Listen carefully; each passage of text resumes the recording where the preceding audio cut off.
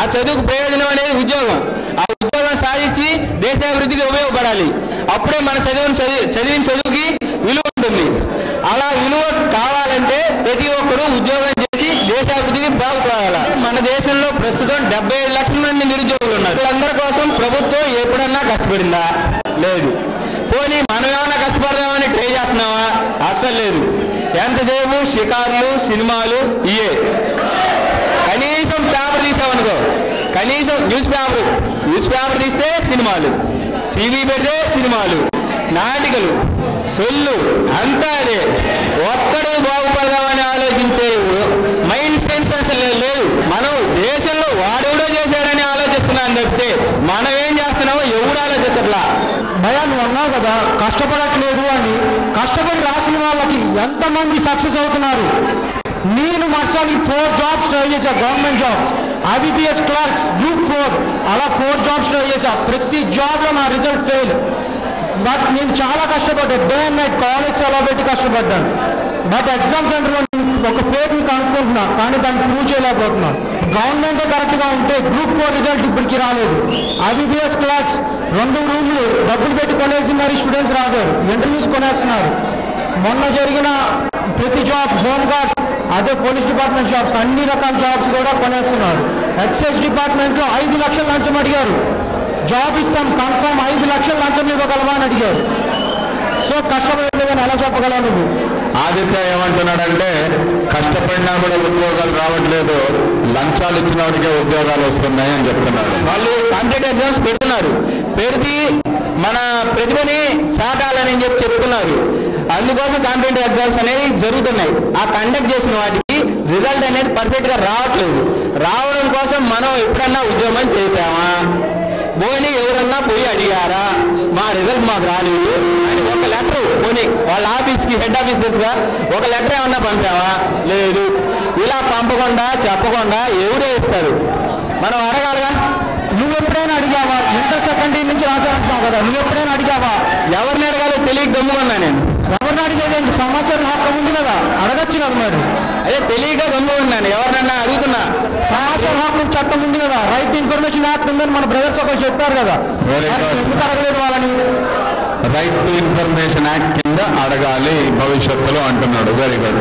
ఇప్పుడు మన దేశం బాగా అభివృద్ధి చెందింది అంటున్నారు. చెందుతుంది, అర్థమైందా? ఎందుకు అంటున్నారంటే ఇంకా చెందుతూ ఉందని. కంప్యూటర్లు వచ్చినాయి, రంగాలు వచ్చినాయి, అవినీతి పెరిగిపోయింది. కానీ చైనాతో కంపేర్ చేస్తే భారతదేశం 2వ స్థానంలో జనాభా ఉంది అని కూడా అంటున్నారు. కానీ చైనాలో ప్రతి ఒక్కరింట్లో ప్రతి ఒక్క ఇన్స్ట్రుమెంట్ తయారు చేస్తున్నారు. వాళ్ళకు అవసరమైన మన ఉపాధిని వాళ్ళే కల్పించుకొని సంపాదించుకుంటున్నారు. అది నో కరప్షన్ ఒక మాటలో చెప్పాలంటే. అలాగే మనం కూడా మన యొక్క తెలివితేటల్ని, సమయస్ఫూర్తుల్ని పక్క వాటికి పెట్టుకోకుండా మన కోసం మనం వాడుకుంటే ఈరోజు మనం ఈ రాజకీయాన్ని కానీ అవినీతిని కానీ నిర్మూలించొచ్చని నేను చెప్తున్నాను. మనం మారి మన చుట్టుపక్కల మార్చాలి. అంతేగాని నువ్వు మార్చకుండా నలుగురికి మార్చాలంటే జరిగే పని కాదు. శివరామకృష్ణ ఏమంటున్నాడంటే ముందు మనం మారాలి, తర్వాత మన చుట్టూ మార్పు తీసుకొని రావాలి అంటున్నాడు. అదే మహాత్మా గాంధీ చెప్పిన మాట. సమాజంలో ఏ మార్పు అయితే చూడాలనుకుంటున్నావో ముందు ఆ మార్పు నీలో తెచ్చుకో అని చెప్పాడు. కరెక్ట్ గా చెప్పాడు. ఇందాక వాళ్ళందరూ మాట్లాడుతున్నట్లు మీలో ముందుకొచ్చి ఎవరు తీసుకుంటాడు, ఎవరు మార్పు తెస్తాడు, మీలో ఒక్కడికి ధైర్యం లేదు అని అంటున్నాడు. మీకు లైఫ్ లో సక్సెస్ కావాలంటే ధైర్యం. ఎందుకు చెప్తున్నానంటే భోజరాజు ఒకసారి తపస్సు చేస్తే దేవుడు దిగొచ్చి నా దగ్గర అష్టలక్ష్మిలు ఉన్నాయి, ధనలక్ష్మి, ధాన్యలక్ష్మి, విజయలక్ష్మి, ధైర్యలక్ష్మి, ఈ విధంగా ఆదిలక్ష్మి, గజలక్ష్మి, ఏ లక్ష్మి కావాలో ఏదో ఒక్క లక్ష్మి కావాలో చూస్ చేసుకో అంటే ఆయన ధైర్యలక్ష్మి చూస్ చేసుకున్నాడు. ఎందుకు ఆ విధంగా చూస్ చేసుకున్నాడంటే పొద్దున్న లేసి చూస్తే అష్టలక్ష్మిలో ఇంట్లోనే ఉన్నాయి. వెళ్ళి అడిగారంట, ఏమమ్మా నేను కోరుకున్నది ధైర్యలక్ష్మినే కదా, మరి మీరు 7 మంది ఇంకా ఎందుకు ఇక్కడే ఉన్నారంటే వాళ్ళందరూ కూడా జవాబిచ్చారు, ధైర్యలక్ష్మి ఎక్కడుంటే అష్టలక్ష్మిలు అక్కడే ఉంటాయి కాబట్టి మేము 7 మంది ఇక్కడే ఉన్నామని. అందుకని మీకు కావాల్సింది 5వ క్వాలిటీ ధైర్యం లైఫ్లో. ఇందాకటి నుంచి మీరు చాలా విషయాలు మాట్లాడారు. ఈరోజు ఉద్యోగ సమస్యలు భవిత కంటే ఎక్కువగా ఓన్లీ రాజకీయాలు, దాంట్లో అవినీతి గురించి మాట్లాడుతున్నారు. ఉన్నత స్థాయిలో రాజకీయాల్లో అవినీతి జరుగుతుంది కాబట్టి అది దిగి దిగి దిగి కిందకు వచ్చి చిన్న చిన్న చోట్ల అవినీతి జరుగుతుంది. కాబట్టి దేశంలో ఎవరికైనా ఆశ ఉందన్నా, మార్పు వస్తుందన్నా, భవిష్యత్తు మారుతుందన్నా అది మీ మీద ఉంది. ఆ ఆశలు మీ మీద ఉన్నాయి. భవిష్యత్తు మీది, మీ చేతుల్లో భవిష్యత్తు ఉంది. దేశ భవిష్యత్తు మీది. మీ భవిష్యత్తు మీరు కాపాడుకోవాల్సిన బాధ్యత, ధర్మం మీ మీద ఉంది. కాబట్టి మీరందరూ కాలేజ్కి వెళ్ళండి, ఎంజాయ్ చేయండి, సినిమాకి వెళ్ళండి, షికార్లకు వెళ్ళండి, బాగా చదువుకోండి. ఇవన్నీ చేస్తూ సమాజంలో ఏం జరుగుతుంది, ప్రభుత్వంలో ఏం జరుగుతుంది, రాజకీయాల్లో ఏం జరుగుతుంది, దాని మీద అవగాహన ఉండాలా. యువత రాజకీయాల్లోకి రావాలంటే ఈ రోజే వచ్చి ప్రధానమంత్రి కావాలనేది కాదు. ముందు మీలో మీరు చిన్న యూనిట్ ఫామ్ చేసుకోండి, న్యూస్ పేపర్లో ఫ్రంట్ పేజ్ చదవండి, ఓటు నమోదు చేసుకోండి, ఓటు వేయండి. ఇందాకన మీరందరూ మాట్లాడిన విధంగా అవినీతి మీద పోరాటం చేయండి. అవినీతి పరులకు ఓటు వేయద్దు.